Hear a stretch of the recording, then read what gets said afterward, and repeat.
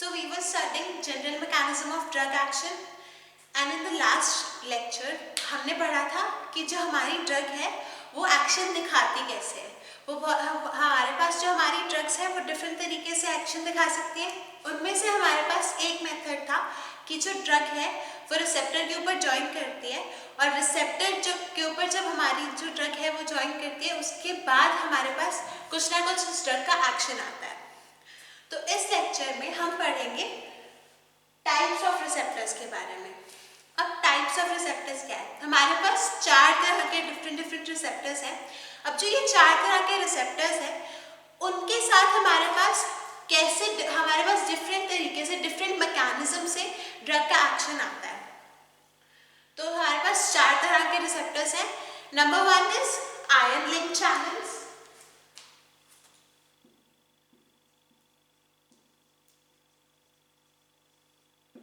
Ion link channels. Number 2 is G protein coupled receptors.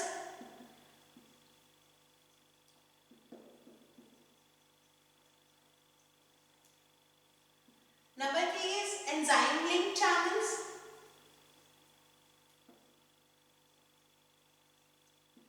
And number 4 is receptors जो regulate करते हैं gene transcription को।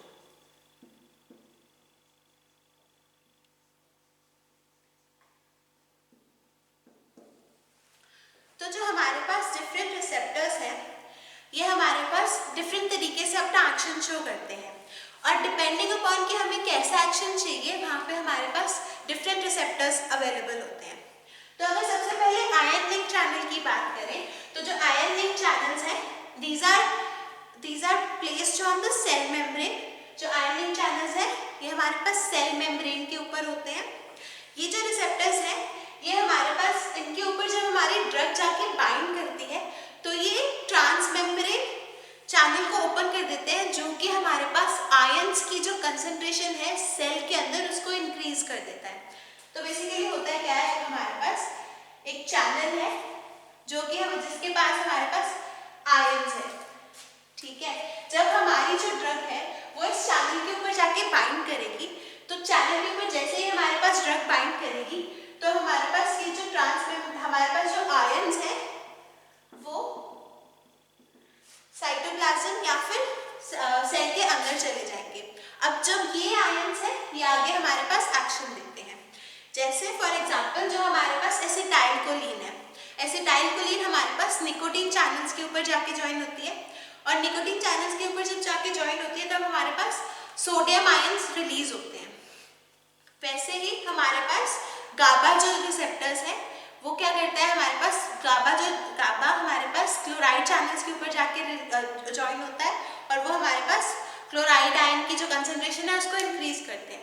अब जो हमारे पास सोडियम है या फिर क्लोराइड है, ये जो आयंस है इनके हमारे पास डिफरेंट एक्शंस होते हैं। ये या तो हमारे पास कॉन्ट्रैक्शन कर रहे होते हैं या फिर रिलैक्सेशन कर रहे होते हैं। तो हमारे पास ion link channels में क्या होता है, how do ion link channels work?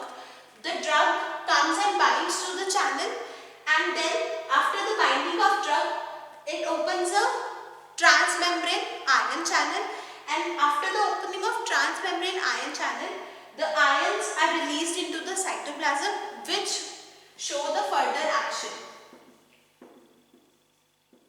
जो ये आयंस है जब ये रिलीज हो जाएंगे तब ये हमारे पास आगे एक्शन दिखाएंगे और ये एक्शन कुछ भी हो सकता है, या तो हमारे पास ये रिलैक्सेशन करवा सकता है या फिर हमारे पास स्टिमुलेशन करवा सकता है या फिर हमारे पास कॉन्ट्रैक्शन करवा सकता है। तो इसके अंदर एग्जांपल्स है हमारे पास एसिटाइलकोलिन जो कि निकोटीन रिसेप्टर्स के साथ बाइंड होकर सोडियम का जो हमारे पास इनफ्लक्स करवाती है और जो गाबा है वो क्लोराइड चैनल्स के साथ ज्वाइन होकर हमारे पास क्लोराइड्स का इनफ्लक्स करवाता है साइटोप्लाज्म के अंदर। तो उसके बाद आता है हमारे पास जी प्रोटीन कपल रिसेप्टर्स। अब जी प्रोटीन कपल रिसेप्टर्स क्या है? जी प्रोटीन कपल रिसेप्टर्स हमारे पास वो रिसेप्टर्स हैं जिनके अंदर हमारे पास ये जो रिसेप्टर्स एक जी प्रोटीन के साथ बाइंड होते हैं। जो रिसेप्टर्स या चैनल्स हमारे साथ एक जी प्रोटीन के साथ बाइंड होते हैं उनको हम क्या बोलते हैं, जी प्रोटीन कपल रिसेप्टर्स। अब ये हमारे पास जो जी प्रोटीन कपल रिसेप्टर्स हैं ये कैसे वर्क करते हैं? जी प्रोटीन कपल रिसेप्टर्स के अंदर जब हमारे पास जो ये ड्रग है जब बाइंड करती है तो जो ये हमारा जी प्रोटीन है, जी प्रोटीन एक्टिवेट हो जाता है। जी प्रोटीन जब एक्टिवेट होता है तो ये हमारे पास सेकेंडरी मैसेंजर्स फॉर्म करता है, सेकेंडरी मैसेंजर्स फॉर्म करता है। और अब ये जो सेकेंडरी मैसेंजर्स हैं ये आगे जाके हमारे पास एक्शन शो करते हैं हमारी ड्रग का। तो जो जी प्रोटीन कपल रिसेप्टर्स है ये कैसे वर्क करते हैं, हमारे पास जो ड्रग है वो जी प्रोटीन के ऊपर जाके हमारे जी प्रोटीन कपल रिसेप्टर के ऊपर जाके बाइंड करती है। जैसे ही हमारे पास जी प्रोटीन कपल रिसेप्टर के साथ जाके ड्रग बाइंड करेगी, जो ये जी प्रोटीन है ये एक्टिवेट हो जाएगा। एक्टिवेट हो जाने के बाद ये हमारे पास सेकेंडरी मैसेंजर जो है वो फॉर्म होगा। सेकेंडरी मैसेंजर फॉर्म जो है वो अपना एक्शन दिखाएगा। अब ये जो सेकेंडरी मैसेंजर्स हैं ये कुछ भी हो सकते हैं। इसके अंदर हमारे पास जैसे कि आइनोसिटोल फॉस्फेट है, उसके अलावा CAMP है, साइक्लिक AMP। जो ये हमारे पास जी प्रोटीन है वो हमारे पास या तो आइनोसिटोल फॉस्फेट बना देगा या फिर हमारे पास CAMP बना देगा। तो जो हमारे पास जब CAMP और IP3 बनेंगे आइनोसिटोल फॉस्फेट, तो ये अपना जाके फर्दर एक्शन दिखाते हैं। अब इसके बाद आता है हमारे पास enzyme link channels. Enzyme link channels जो है ये हमारे पास जनरली अवेलेबल होते हैं जहाँ पे हॉर्मोन्स बन रहे होते हैं। एंजाइम लिंक चैनल्स में क्या होता है, हमारे पास जो चैनल है वो हमारे पास उसके साथ क्या होता है, हमारे पास एंजाइम लिंक चैनल में एक हमारे पास एक्स्ट्रा सेलुलर पोर्शन होता है और एक हमारे पास इंट्रासेलुलर पोर्शन होता है। एंजाइम लिंक चैनल में हमारे पास एक एक्स्ट्रा सेलुलर पोर्शन होता है और एक इंट्रासेलुलर पोर्शन होता है। अब जो ये हमारे पास एक्स्ट्रा सेलुलर पोर्शन है इसके ऊपर जब हमारी ड्रग जाके बाइंड करती है तो वो इस इंट्रासेलुलर पोर्शन को एक्टिवेट कर देती है। जब हमारे पास ये इंट्रासेलुलर पोर्शन जो है ये एक्टिवेट हो जाता है, ये हमारे पास ऑटोफॉस्फोराइलेशन करता है। ये ऑटोफॉस्फोराइलेट हो जाता है।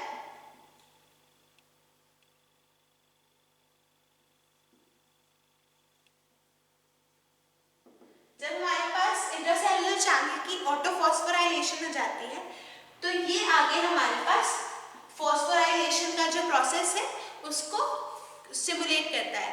और जैसे हमारे पास फॉस्फोराइलेशन होती रहती है हमारे पास डिफरेंट हार्मोन्स बनते रहते हैं। जब प्रोटीन्स की हमारे पास फॉस्फोराइलेशन हो जाएगी तब हमारे पास प्रोटीन्स बन जाएंगे और जो भी हमारे पास एक्शन शो करेंगे।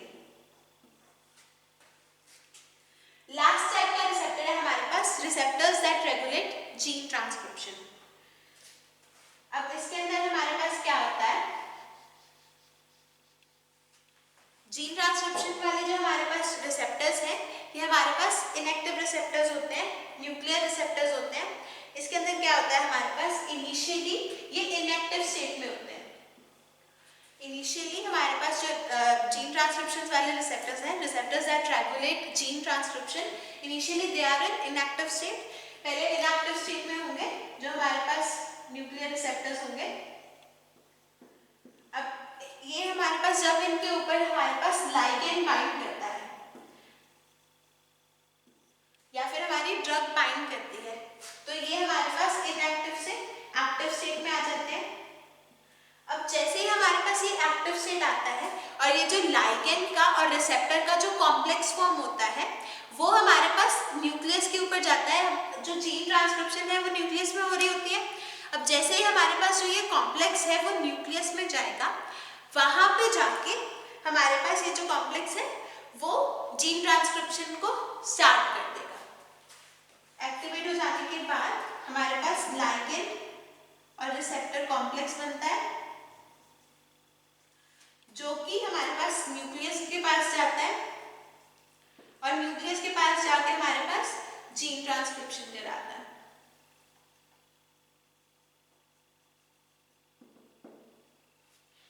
जो रिसेप्टर्स हमारे पास जीन ट्रांसक्रिप्शन को रेगुलेट करते हैं वो इनिशियली इनएक्टिव होते हैं। जब हमारा जो लाइगेंड है वो जाके इसके साथ बाइंड करता है इनएक्टिव रिसेप्टर के साथ, वो एक्टिवेट हो जाता है और जो ये लाइगेंड और रिसेप्टर का कॉम्प्लेक्स बनता है वो हमारे पास न्यूक्लियस जीन ट्रांसक्रिप्शन का जो प्रोसेस है उसको स्टार्ट कर देता है। सो ये है हमारे पास कि हमारे पास 4 टाइप्स के रिसेप्टर हैं। 4 टाइप के रिसेप्टर, आयन लिंक चैनल्स, जी protein couple receptor, enzyme link channels और जीन ट्रांसक्रिप्शन जो रिसेप्टर्स हैं जो जीन ट्रांसक्रिप्शन को रेगुलेट करते हैं। आयन लिंक चैनल्स हमारे पास वो रिसेप्टर्स थे जो किसी न किसी ट्रांसमेम्ब्रेन आयन के रिजर्वॉयर के साथ कनेक्टेड थे। जैसे ही हमारा लाइगेंड आता था वो हमारे पास रिसेप्टर के साथ बाइंड करता था, वो हमारे पास क्या करता था, आयंस की जो कंसंट्रेशन है साइटोप्लाज्म में उसको इंक्रीज करता था। और ये जो आयंस है ये या तो हमारे पास कॉन्ट्रैक्शन करवाती थी हमारी वेन्स की या हार्ट की, या फिर हमारे पास रिलैक्सेशन करवाती है। उसके बाद आता है जी प्रोटीन कपल रिसेप्टर। जी प्रोटीन कपल रिसेप्टर्स में क्या होता है, हमारे पास जो रिसेप्टर एक जी प्रोटीन नाम के प्रोटीन के साथ हमारे पास कपल्ड होते हैं। जैसे ही हमारे पास लाइगेंड बाइंड करता है, वो जो जी प्रोटीन होता है वो हमारे पास सेकेंडरी मैसेंजर बनाता है। सेकेंडरी मैसेंजर जाके आगे अपना एक्शन दिखाता है। उसके बाद है enzyme link channel. Enzyme link channel में कैसे वर्क होता है, हमारे पास जो रिसेप्टर है उसके ऊपर जब हमारा एंजाइम लिंक चैनल्स के ऊपर हमारे पास एक एक्स्ट्रा सेलुलर पोर्शन होता है, एक इंट्रा सेलुलर पोर्शन होता है। जब हमारा जो ड्रग है वो एक्स्ट्रा सेलुलर पोर्शन के ऊपर बाइंड करता है तो जो इंट्रा सेलुलर पोर्शन होता है उसकी हमारे पास ऑटोफॉस्फोराइलेशन हो जाती है। जैसे ही हमारे पास ऑटोफॉस्फोराइलेशन हो जाती है तो वो हमारे पास वो जो इंट्रा सेलुलर पोर्शन है वो फर्दर फॉस्फोराइलेशन को कैटालाइज करने लग जाता है और हमारे जो प्रोटीन्स हैं उनकी फॉस्फोराइलेशन होती है और हमारे पास प्रोटीन्स बन के आते हैं। तो जो हमारे पास हार्मोन्स बनते हैं जैसे कि इंसुलिन है, इंसुलिन वाला जो रिसेप्टर है वो एंजाइम लिंक रिसेप्टर है। उसके बाद आता है receptors that regulate gene transcription. Now the receptors that regulate gene transcription, these are nuclear receptors. These are initially inactive. The drug binds to the inactive receptor, makes it and it gets it activated.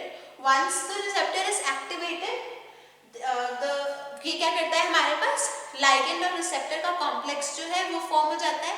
Ligand और receptor का जो complex है वो हमारे पास nucleus पे जाता है। Nucleus पे जाने के बाद हमारे पास फर्दर जीन ट्रांसक्रिप्शन कराता है। अब जो हमारे पास ट्रांसक्रिप्शन का जो प्रोसेस है उसमें क्या होता है, डीएनए से आरएनए बनता है। आरएनए से फर्दर हमारे पास जब प्रोटीन बनता है तो हमारे पास उस प्रोसेस को क्या कहते हैं, ट्रांसलेशन। तो अगर हमारे पास जीन ट्रांसक्रिप्शन हो रही होगी तो फर्दर ट्रांसलेशन भी होगी। और जो हमारे पास जितने भी हार्मोन्स हैं वो प्रोटीनेशियस होते हैं नेचर में। तो बेसिकली हमारे पास हार्मोनल जो हमारे पास हार्मोन्स बनाने वाले जो रिसेप्टर्स हैं वो हमारे पास रिसेप्टर्स होते हैं जो कि जीन ट्रांसक्रिप्शन को रेगुलेट करा सकते हैं। उसके बाद आज का हमारा नेक्स्ट टॉपिक है factors that modify drug action. अब हमारे पास बहुत सारे फैक्टर्स हैं जो कि ड्रग एक्शन को मॉडिफाई करते हैं या फिर चेंज करते हैं। उनमें हमारे पास अब कौन से ऐसे हमारे पास फैक्टर्स हैं जो कि ड्रग के एक्शन को मॉडिफाई करेंगे। सबसे पहले आता है हमारे पास एज। अब एज कैसे हमारे पास मॉडिफाई करती है ड्रग के एक्शन को। जैसे हमारे पास कोई ओल्ड एज का पेशेंट है या फिर इन्फेंट पेशेंट है। अब जो इन्फेंट पेशेंट्स हैं उनके अंदर अभी मेटाबॉलिज्म सिस्टम जो है वो अच्छे से डेवलप नहीं हुआ है। अब मेटाबॉलिज्म जो सिस्टम है अगर डेवलप नहीं हुआ है तो हमारे पास जो हमारी ड्रग्स हैं अगर हम इन्फेंट्स के अंदर या फिर जो चिल्ड्रन है उनके अंदर देंगे तो वो जो ड्रग्स हैं वो जाके मेटाबोलाइज नहीं होंगी उनकी बॉडी में। अगर मेटाबोलाइज नहीं होंगी तो वो ड्रग्स जो है वो एक्यूमुलेट हो जाएंगी। अगर बॉडी में ड्रग्स जो है वो एक्यूमुलेट हो जाएंगी तो वो आगे टॉक्सिसिटी कॉज करेंगे और हमारे पास ड्रग का एक्शन नहीं आएगा। ऐसे ही हमारे पास जो ओल्ड एज वाले पेशेंट्स हैं उनके अंदर क्या होता है, जो हम ओल्ड एज वाले पेशेंट्स के अंदर जीआईटी की मोर्टेलिटी डिक्रीज हो जाती है। अब जब हमारे पास जीआईटी की मोर्टेलिटी थी वो हमारे पास ड्रग की कंसंट्रेशन को इफेक्ट कर रही थी। जितनी ज़्यादा हमारे पास जीआईटी की मोर्टेलिटी होती है उतनी ज़्यादा हमारी ड्रग एब्जॉर्ब होती है। जितनी कम हमारे पास जीआईटी की मोर्टेलिटी होती है उतनी ज़्यादा हमारे पास ड्रग एब्जॉर्ब होती है। अब जितनी ड्रग हमारे पास एब्जॉर्ब होगी वो हमारे पास क्या करेगी, ड्रग का एक्शन दिखाएगी। तो अगर ओल्ड एज वाले पेशेंट्स हैं उनके अंदर हमारे पास क्या होता है, ड्रग जो है वो ज़्यादा कंसंट्रेशन में ऑब्जॉर्ब हो जाती है due to decrease in GIT motility, one thing. Secondly, जो ओल्ड एज पेशेंट्स हैं उनके अंदर हमारे पास क्या होता है, जो उनका मेटाबॉलिज्म और एक्सक्रीशन सिस्टम है वो डिटीरियोरेट हो जाता है, टाइम के साथ स्लो हो जाता है, जिसकी वजह से वही सेम हमारे पास जो ड्रग है ओल्ड एज वाले पेशेंट्स के अंदर एक्यूमुलेट हो जाती है, जिसकी वजह से हमारे पास टॉक्सिसिटी होने के चांसेस हैं। तो अगर हमारे पास ड्रग जो है वो एक्यूमुलेट हो रही है, तो अगर टॉक्सिसिटी कॉज कर रही है, तो जो ड्रग का एक्चुअल एक्शन है वो नहीं आएगा, तो हमारे पास एज जो है वो ड्रग के एक्शन को मॉडिफाई करती है। तो डिपेंडिंग अपॉन एज, या तो हम क्या करते हैं, डिपेंडिंग अपॉन एज हम कैलकुलेट करते हैं कि कितनी हमारी जो डोज है वो चिल्ड्रन के लिए नेसेसरी है। उसके अंदर हम यंग्स फार्मूला यूज करते हैं। यंग फार्मूला में क्या होता है हमारे पास,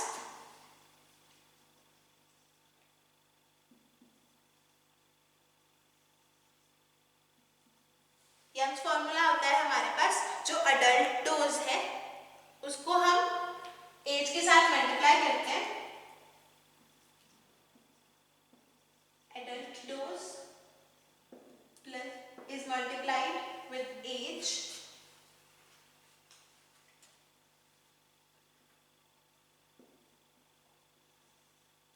and is divided with age plus 12। ये आता है हमारे पास यंग्स फॉर्मूला। तो अगर हम चिल्ड्रन में कोई चीज प्रिस्क्राइब कर रहे हैं तो हम उसको क्या करते हैं, अगर हमारे पास जो चाइल्ड है वो 12 साल से कम उम्र का है तो उसके अंदर हम यंग्स फॉर्मूला से उसकी एग्जैक्ट डोज निकाल सकते हैं। उसके बाद आता है हमारे पास सेकेंड फैक्टर, वो है body surface area. Body surface area हमारे पास ड्रग के एक्शन को कैसे इम्प्लीमेंट करता है। जब हमारे पास जो बॉडी सरफेस एरिया है, जितना बॉडी सरफेस एरिया होगा उतनी ज्यादा वो जो ड्रग है वो डिस्ट्रीब्यूट हो जाएगी। अब जैसे हमारे पास अगर ड्रग है वो डिफरेंट एरियाज में डिस्ट्रीब्यूट हो गए, ठीक है, और कुछ ड्रग्स हमारे पास होती हैं जो कि फैट्स में या फिर एडिपोज टिश्यू में जाके स्टोर हो जाती है, तो फिर क्या होता है हमारे पास जो प्लाज्मा की कंसंट्रेशन है या ब्लड में जो ड्रग की कंसंट्रेशन है वो कम हो जाती है। तो हम जो नॉर्मल बॉडी सरफेस एरिया वाले पेशेंट्स हैं उनके अंदर तो हम नॉर्मल जो हमारे पास प्रिस्क्राइब डोज होती है वो देते हैं। उसके अलावा हमारे पास अगर बॉडी सरफेस एरिया अगर किसी पेशेंट का कम है या ज़्यादा है, ज़्यादा के केस में क्या होता है हमारे पास जो ड्रग है वो जाके या तो एडिपोज टिश्यूज में स्टोर हो जाती है या फिर हमारे पास जो पेशेंट्स है उसमें डिस्ट्रीब्यूट हो जाती है, जिसकी वजह से प्लाज्मा कंसंट्रेशन जो है वो कम आती है। अब प्लाज्मा कंसंट्रेशन या ब्लड की कंसंट्रेशन अगर कम होगी ड्रग की तो वो साइट ऑफ एक्शन पे कम पहुंचेगी। साइट ऑफ एक्शन पे अगर ड्रग कम पहुंचेगी तो हमारे पास कम एक्शन आएगा ड्रग का। तो या फिर अगर हमारे पास बॉडी सरफेस एरिया अगर कम है तो उसमें क्या होता है हमारे पास प्लाज्मा में जो कंसंट्रेशन होती है वो ज़्यादा हो जाती है ड्रग की, जिसकी वजह से वो टॉक्सिसिटी कॉज कर सकता है। तो हम जो नॉर्मल हमारे पास डोज है, तो बॉडी सरफेस एरिया की जो डोज है अगर ज़्यादा है तो हम कैसे कैलकुलेट करते हैं, dose is calculated by body weight into adult dose upon 70।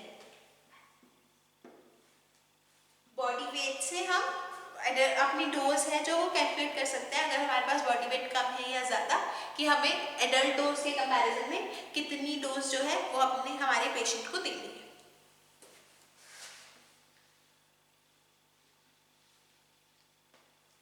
Next factor आता है हमारे पास जेंडर।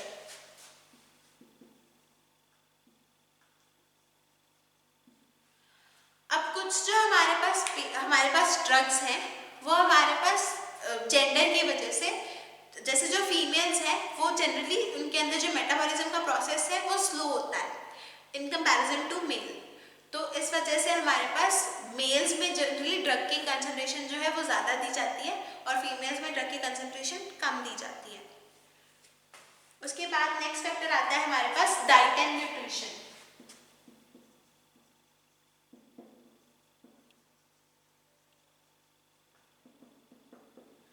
अब जो फूड है हमारे ये हमारे पास अफेक्ट करता है ड्रग के एब्जॉर्प्शन को। अगर हमारे पास स्टमक में फूड है तो वो क्या करेगा, जो ड्रग की कंसंट्रेशन है उसको डाइल्यूट कर देगा, और उसके बाद फूड का जो प्रेजेंस है स्टमक के अंदर वो जनरली हमारे पास एब्जॉर्प्शन को हिंडर करता है। तो अगर कोई पेशेंट है हमारे पास, वो फूड हमारे पास कंज्यूम कर चुका है, उसके बाद ड्रग ले रहा है, तो जो फूड है वो हमारे पास एब्जॉर्प्शन को अफेक्ट करेगा। एब्जॉर्प्शन को अफेक्ट करेगा तो हमारे पास क्या होगा, एक्शन जो ड्रग का है वो कम आएगा। उसके बाद नेक्स्ट फैक्टर है हमारे पास route of administration.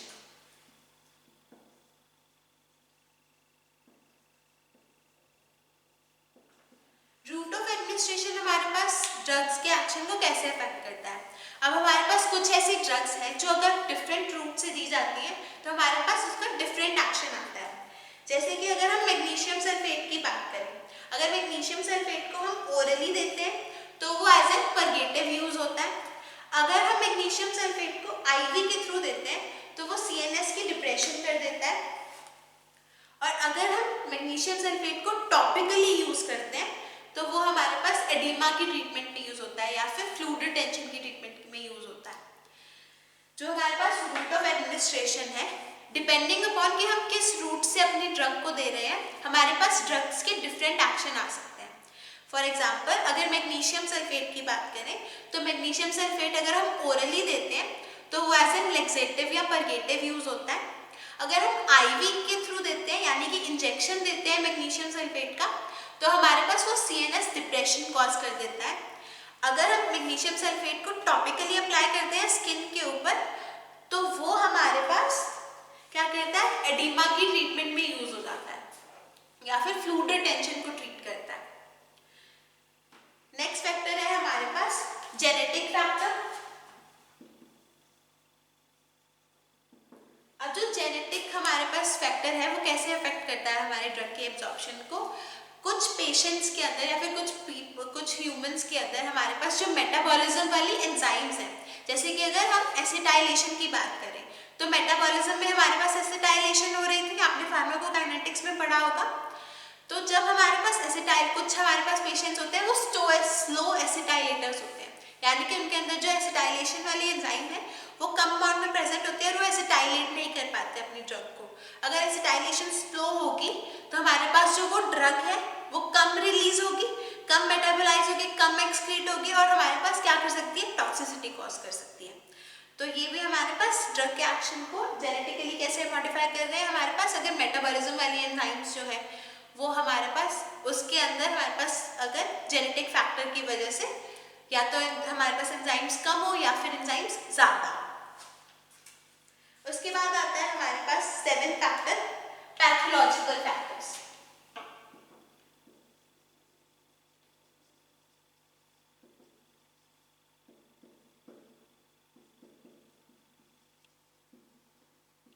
Pathological factors क्या होते हैं, अगर हमारे पास जो पेशेंट्स हैं उनके अंदर हमारे पास कोई ना कोई डिसीज हो, तो जैसे कुछ ड्रग्स होती हैं वो हमारे पास डिसीज के अंदर ही काम करती हैं। अगर आप नॉर्मली वो ड्रग ले लेते हो तो वो अपना एक्शन जो है वो शो नहीं करती।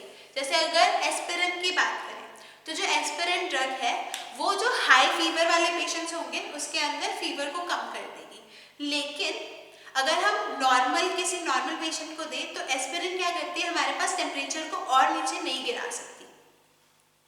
अब ऐसे ही पैथोलॉजिकल फैक्टर्स में हमारे पास आता है, अगर किसी पेशेंट के अंदर हमारे पास लिवर या फिर किडनी की डिसीज है तो लिवर और किडनी का क्या काम होता है, हमारे पास मेटाबॉलिज्म। अगर लिवर और किडनी खराब है तो मेटाबॉलिज्म नहीं होगी, और मेटाबॉलिज्म नहीं होगी तो ड्रग एक्यूमुलेट होकर हमारे पास क्या कर सकती है, टॉक्सिसिटी कॉज कर सकती है। तो जो हमारे पास पैथोलॉजिकल फैक्टर्स हैं वो एक तो हमारे पास है कि अगर कुछ ड्रग्स जो है वो सिर्फ हमारे पास डिसीज कंडीशन में ही हमारे पास एक्शन शो करती है, फर्स्ट थिंग। और सेकेंड थिंग ये है हमारे पास कि पैथोलॉजिकल फैक्टर्स में कि अगर हमारा पेशेंट है जो उसको हमारे पास लिवर या किडनी की कोई डिसीज है तो उसके ऊपर हमारे पास जो ड्रग का कंसंट्रेशन है, जो हमने डिसीज को ठीक करने के लिए ड्रग्स दी हैं उनकी जो कंसंट्रेशन है वो इंक्रीज हो जाएगी, क्योंकि हमारा जो पेशेंट है वो उस ड्रग को मेटाबोलाइज नहीं कर पा रहा ड्यू टू द लिवर और किडनी डिसीज। नेक्स्ट फैक्टर आता है हमारे पास जो हमारे पास ड्रग के कॉम्बिनेशंस देते हैं।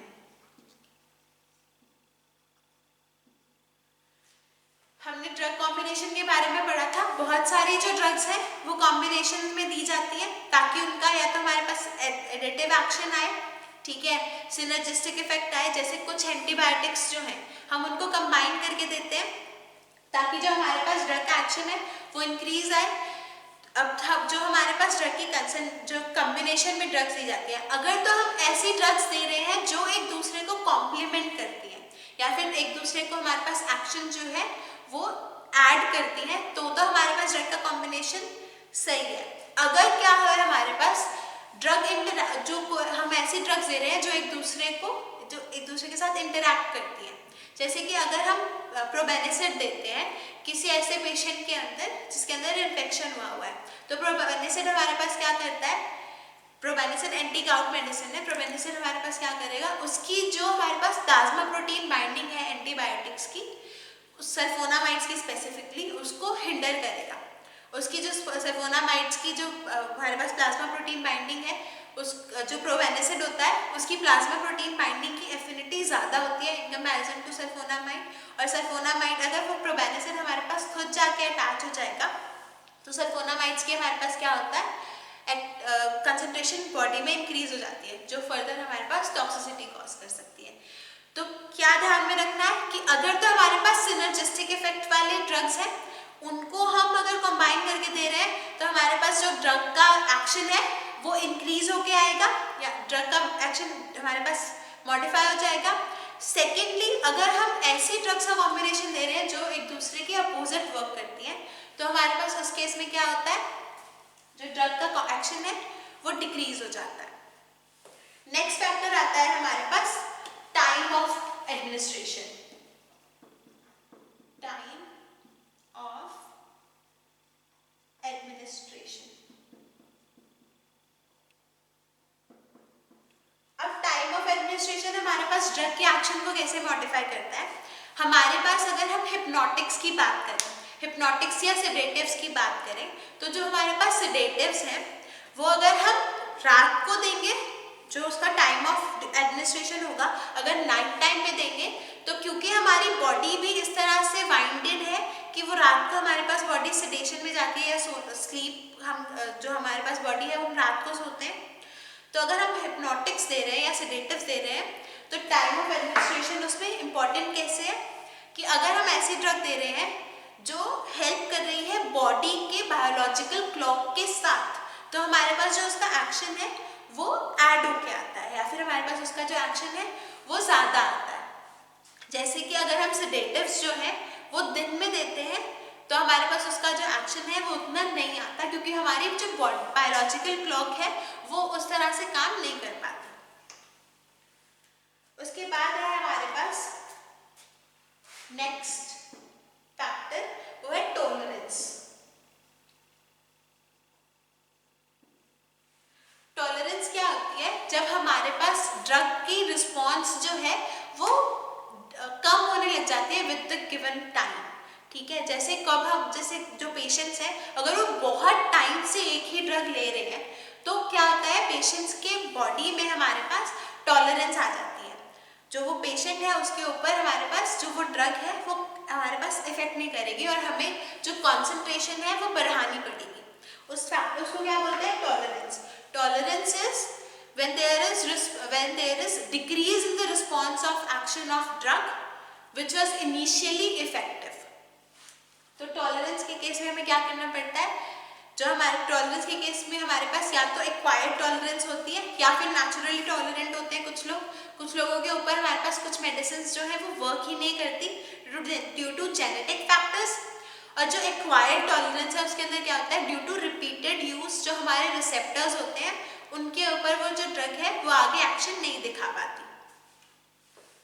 तो ये जो है ये हमारे पास फैक्टर्स जो है age, body surface area, gender, diet and nutrition, route of administration, genetic factors, pathological factors, drug combination में जब देते हैं, टाइम ऑफ एडमिनिस्ट्रेशन और टॉलरेंस, ये सब फैक्टर्स हमारे पास ड्रग के एक्शन को मॉडिफाई करते हैं।